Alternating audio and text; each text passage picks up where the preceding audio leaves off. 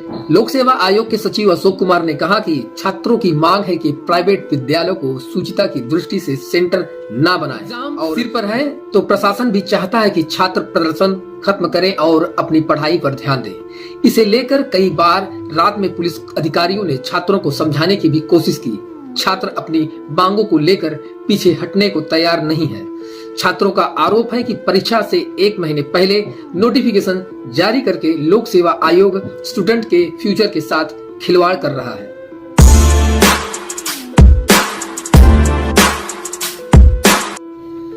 UP PSC और RO और ARO अभ्यर्थी रात भर लोक सेवा आयोग के दफ्तर के बाहर डटे रहे।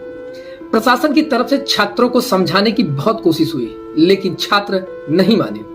आज सुबह फिर से छात्रों की भीड़ लगातार जुट रही है और छात्रों का कहना है कि कल से ज्यादा स्टूडेंट्स आज के धरना प्रदर्शन में शामिल होंगे। छात्रों की मांग है कि पीसीएस और आरओ या एआरओ परीक्षा एक ही दिन कराई जाए, जिससे नॉर्मलाइजेशन का रूल एग्जाम से हटे। प्रयागराज में स्टूडेंट्स अपनी मांगों को लेकर अड़े हुए हैं, नारेबाजी हो रही है।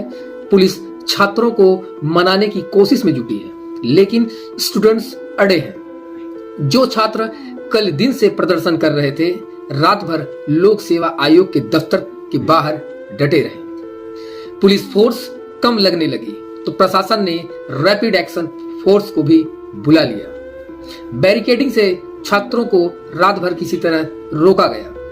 रात भर पुलिस और प्रदर्शनकारी आमने सामने डटे रहे। प्रशासन की तरफ से कई बार बातचीत की कोशिश हुई, समझाया गया, लेकिन छात्रों ने किसी की भी नहीं सुनी और अब तक प्रोटेस्ट जारी है। छात्रों का कहना है कि आयोग की तरफ से अभी तक कोई संवेदनशील जवाब नहीं दिया गया है। कोई भी आदमी बाहर आता है, कहता है अभी मीटिंग चल रही है, आप लोग अपने घर पर जाइए, अपना अपना काम करिए। इससे पहले जो कैंडल मार्च हुआ था, तब भी यही कहा गया था कि आप लोग अपने अपने घर जाइए, परीक्षा एक शिफ्ट में होगी। दीपावली की छुट्टी के बाद अचानक से नोटिफिकेशन जारी कर दिया गया कि आपकी परीक्षा में नॉर्मलाइजेशन होगा और 7 और 8 तारीख को परीक्षा होगी।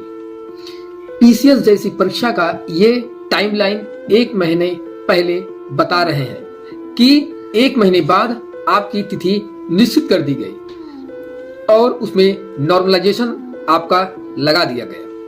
एग्जाम सिर पर है तो प्रशासन भी चाहता है कि छात्र प्रदर्शन खत्म करें और अपनी पढ़ाई पर ध्यान दें। इसे लेकर कई बार रात में पुलिस अधिकारियों ने छात्रों को समझाने की भी कोशिश की। छात्र अपनी मांगों को लेकर पीछे हटने को तैयार नहीं है। छात्रों का आरोप है कि परीक्षा से 1 महीने पहले नोटिफिकेशन जारी करके लोक सेवा आयोग स्टूडेंट के फ्यूचर के साथ खिलवाड़ कर रहा है। प्रदर्शनकारी छात्रों ने प्रयागराज के जिलाधिकारी को ज्ञापन भी सौंपा। डीएम ने खुद छात्रों को समझाने की कोशिश की, लेकिन अलग अलग डेट और पालियों में परीक्षा कराने को लेकर प्रयागराज के डीएम रविंद्र कुमार ने कहा कि हमारे द्वारा उनको समझाने का प्रयास भी किया गया है, क्योंकि ये एक सामान्य प्रक्रिया है। बाकी भी कई लोक सेवा आयोग जहां पर छात्रों की संख्या ज्यादा है उसको फॉलो करते हैं, क्योंकि 5.5 लाख से ज्यादा छात्र हैं और आरओ या एआरओ में 10 लाख से ऊपर छात्र हैं। और पूर्व में जो प्राइवेट संस्थानों को परीक्षा केंद्र बनाया जाता था, तो उसमें परीक्षा की शुचिता भंग हो रही थी, पेपर लीक होते थे। इसलिए यह निर्णय छात्रों के हित में लिया गया था। प्रशासन द्वारा फैसला किया गया था कि केवल जो राजकीय संस्थान है उन्हीं को ही परीक्षा केंद्र बनाया जाए और 10 किलोमीटर के रेडियस में बनाया जाए।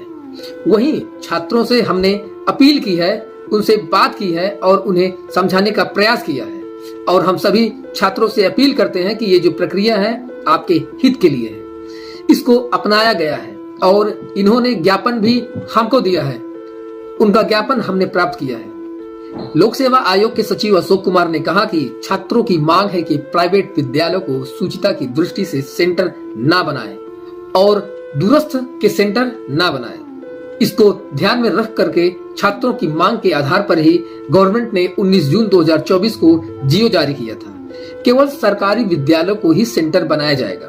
वित्तीय सहायता प्राप्त है उनको सेंटर बनाया जाए।